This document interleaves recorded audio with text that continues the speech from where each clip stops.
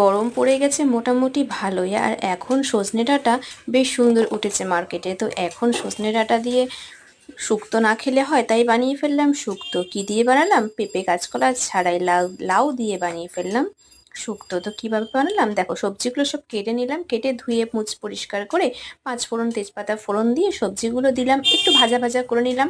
ভাজা ভাজা করে নিয়ে এর মধ্যে দিয়ে দিলাম নানান রকম সবজিগুলো, সব দিয়ে নুন হলুদ দিয়ে দিলাম, পরিমাণ মতো মশলা বানিয়েছি। আর সেটা হচ্ছে ওই জিরে, আর তারপরে আদা সর্ষে, আর দিয়ে দিয়েছিলাম একটু বাদাম, বাদাম দিয়ে একটা মশলা তৈরি করেছিলাম, দিয়ে সেই মশলাটাও দিয়ে দিলাম, দিয়ে হালকা নেড়ে চেড়ে 1 মিনিট মতো নেড়ে চেড়ে মশলাটা বেশ মাখা মাখা হয়েছে সবজির সাথে, ব্যাস দিয়ে দিলাম জল ঢেলে।